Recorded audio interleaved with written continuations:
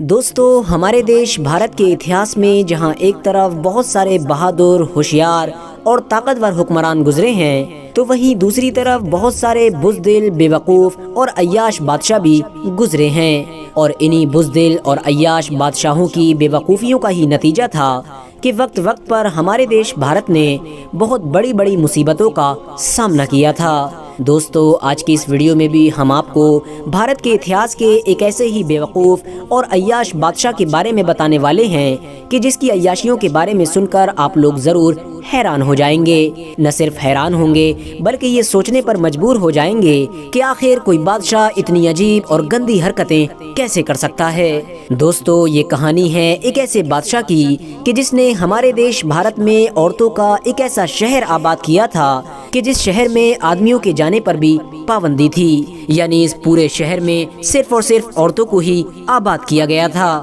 اور اس شہر کو بسانے کا مقصد بھی صرف اور صرف ایک ہی تھا، اور وہ مقصد یہ تھا کہ اس شہر کے ذریعے سے بادشاہ سلامت اپنے دل کو پوری طرح سے بہلا سکیں، کیونکہ دوستو اس پورے شہر میں عورتوں کے علاوہ اگر کسی ایک آدمی کو آنے کی اجازت تھی تو وہ خود بادشاہ سلامت تھے۔ شہر کے ہر عہدے یعنی پد پر بھی صرف اور صرف عورتوں کو ہی بٹھایا گیا تھا، اب وہ پد چاہے فوج کا ہو، وزیر کا ہو یا پھر کسی اور چیز کا ہو۔ اس کے علاوہ اس شہر کی ایک سب سے خاص بات یہ بھی تھی کہ اس شہر میں جتنی بھی عورتیں آباد تھیں وہ سب ایسی خوبصورت عورتیں تھیں کہ جن کو پوری سلطنت میں سے ڈھونڈ کر لایا گیا تھا۔ گورے رنگ کے علاوہ کسی بھی عورت کو اس شہر میں رہنے کی اجازت نہیں تھی۔ اس کے علاوہ دوستو، اگر اتفاق سے کسی حادثے کی وجہ سے کسی عورت کے چہرے پر کوئی داغ یا دھبا ہو جایا کرتا تھا تو اس عورت کے لیے بھی اس شہر میں رہنے کی اجازت ختم کر دی جاتی تھی، اور اس عورت کے سامنے صرف اور صرف دو ہی راستے ہوتے تھے،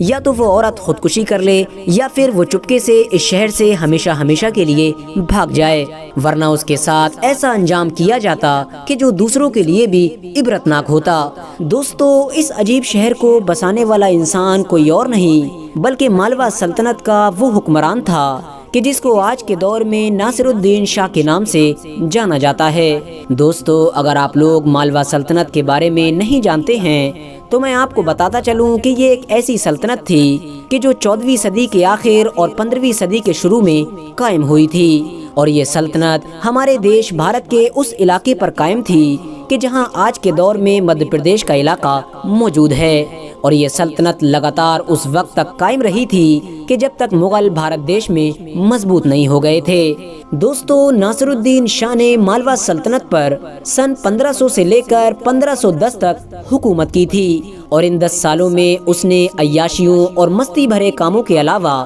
کوئی بھی ایک ایسا کام نہیں کیا تھا کہ جس کی وجہ سے اس کو آج تک یاد کیا جائے۔ دوستو، اتہاسکار لکھتے ہیں کہ ناصر الدین شاہ نے سلطنت کی گدی حاصل کرنے کے لیے اپنے باپ یعنی غیاث الدین شاہ کو لگاتار 3 بار زہر دیا تھا، جس میں سے 2 بار تو وہ ناکامیاب ہوا، لیکن تیسری بار میں اس کے والد کی موت ہو گئی، اور اس طرح سے وہ سلطنت کی گدی حاصل کرنے میں کامیاب ہو گیا تھا۔ گدی پر بیٹھتے ہی اس بادشاہ نے سب سے پہلے ایک عجیب شہر بسانے کا فیصلہ کیا، اور اس شہر کو بسانے کے لیے اس نے سب سے پہلے اپنی پوری سلطنت کی خوبصورت عورتوں کی لسٹ تیار کی، اور پھر ان کو بلا کر نہ صرف ان کو بڑے بڑے کام سونپے گئے بلکہ اونچی اونچی پوزیشن پر بھی بٹھایا گیا۔ اپنے محل کے بالکل قریب میں ہی بادشاہ سلامت نے ایک ایسا خوبصورت شہر بنوانا شروع کیا کہ جس کو جو بھی ایک بار دیکھ لیتا وہ دیکھتا ہی رہ جاتا۔ اس شہر میں خوبصورت باغ، ندیاں اور بڑے بڑے تالابوں کے ساتھ بہت سارے عالیشان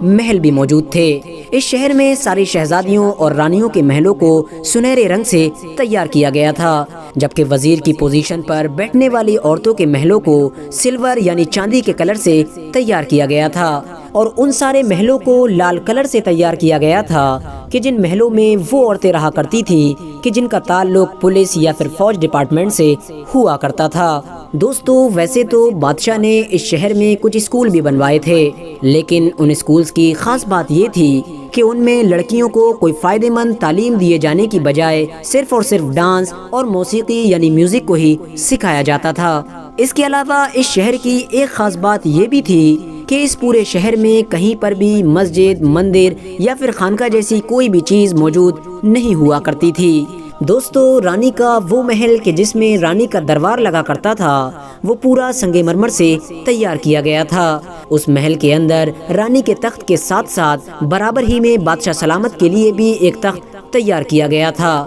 جس تخت پر کبھی کبھی بادشاہ سلامت بھی آ کر بیٹھا کرتے تھے۔ دوستو ساتھ ہی ساتھ دربار میں آنے والی ساری عورتوں کے لیے یہ ضروری تھا کہ وہ اپنے کپڑوں پر الگ الگ طرح کی خوشبو لگا کر آئیں، جس کی وجہ سے نہ صرف رانی کا وہ دربار بلکہ پورا شہر ہی مہک اٹھتا تھا۔ دوستو رانی کے اس دربار میں آنے والی سبھی عورتیں اپنا اپنا ہنر بھی دکھایا کرتی تھیں، کوئی لطیفہ سناتی تھی تو کوئی نغمہ سنایا کرتی تھی، اور کبھی کبھی اگر بادشاہ سلامت کا من کرتا تو وہ خوبصورتی کے لیے کمپٹیشن بھی رکھا کرتے تھے، جس میں جیتنے والی عورتوں کو نہ صرف بڑے بڑے انعام سے نوازا جاتا تھا بلکہ ساتھ ہی ساتھ کچھ عورتوں کو بڑے بڑے پدوں پر بھی بٹھا دیا جاتا تھا، اور کسی کسی کو بادشاہ سلامت کے ساتھ ایک لمبا وقت گزارنے کا موقع بھی دیا جاتا تھا۔ دوستو اس شہر کی آبادی شروع میں صرف اور صرف 10,000 تھی، لیکن بہت کم وقت کے اندر ہی بڑھتے بڑھتے 20,000 کا بھی آنکڑا پار کر گئی تھی۔ اس شہر میں ہر سال عید کے موقع پر ایک بڑا بازار بھی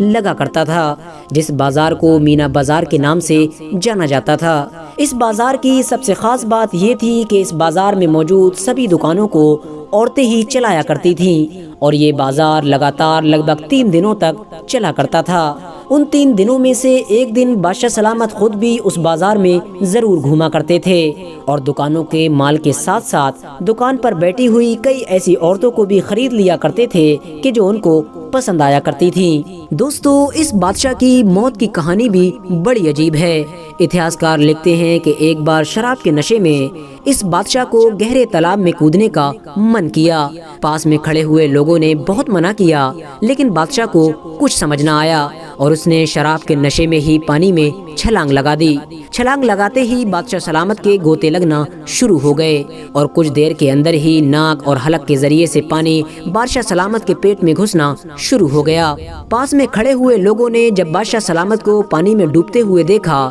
تو جلد بازی میں ان کے سر کے بالوں کو پکڑ کر انہیں پانی سے باہر کھینچ لیا، اور اس طرح سے بالکل آخری وقت میں بادشاہ سلامت کی جان بچ گئی۔ بادشاہ سلامت کو جب کچھ دیر بعد ہوش آیا اور ان کو اس پوری کہانی کے بارے میں بتایا گیا تو انہوں نے ان سب لوگوں کو انعام سے نوازا کہ جن لوگوں نے ان کو پانی میں ڈوبنے سے بچایا تھا۔ لیکن کچھ دیر کے بعد جب بادشاہ سلامت کو یہ پتا چلا کہ پانی سے نکالنے والے لوگوں نے ان کو ان کے سر کے بال پکڑ کر کھینچا تھا تو پھر ان سبھی کو قتل کروا دیا، کیونکہ بادشاہ سلامت کا یہ ماننا تھا کہ ان سبھی لوگوں نے میری گستاخی کی ہے۔ لیکن دوستو بدقسمتی سے کچھ دنوں کے بعد ہی بادشاہ سلامت کے ساتھ یہ حادثہ دوبارہ ہوا، اور بادشاہ سلامت ایک بار پھر سے اسی تالاب میں ڈوبنے لگے۔ اس بار کسی بھی انسان نے ان کو بچانے کی کوشش نہیں کی، کیونکہ ہر کسی کو یہ خطرہ تھا کہ کہیں بادشاہ سلامت بعد میں ہم کو ہی قتل نہ کرا دیں، اور اس طرح سے ڈوبتے ڈوبتے آخرکار بادشاہ سلامت کی موت ہو گئی۔ بادشاہ سلامت کی موت کے فوراً بعد یہ پورا شہر برباد ہو گیا۔ سلطنت کے وزیروں نے نہ صرف اس شہر کے سارے مال پر بلکہ محلوں پر بھی قبضہ کر لیا، اور صرف اگلے 1 سال کے اندر یہ خوبصورت اور امیر شہر پوری طرح سے کھنڈروں میں بدل گیا۔ کوئی بھی انسان ایسا نہیں بچا کہ جو اس امیر اور خوبصورت شہر کی فکر کرتا۔ دوستو اس بادشاہ کے گزر جانے کے لگ بھگ 100 سال بعد یعنی 1616 میں جب مغل بادشاہ یعنی جہانگیر کا اس علاقے سے گزر ہوا تو پھر اس نے اس علاقے میں موجود پرانے قلعوں کو دیکھنے کا فیصلہ کیا۔ خوبصورت قلعوں کو دیکھتے دیکھتے اچانک جہانگیر کی نظر ناصر الدین شاہ کی قبر پر پڑی۔ جیسے ہی پاس میں موجود لوگوں نے جہانگیر کو ناصر الدین شاہ کے اصلی اتہاس کے بارے میں بتایا تو جہانگیر غصے سے پاگل ہو گیا، اور اس نے اپنا جوتا نکال کر ناصر الدین شاہ کی قبر پر پٹکنا شروع کر دیا۔ دوستو جہانگیر نے اپنے جوتے کے ذریعے سے ناصر الدین شاہ کی قبر کی پٹائی کرنے کا یہ واقعہ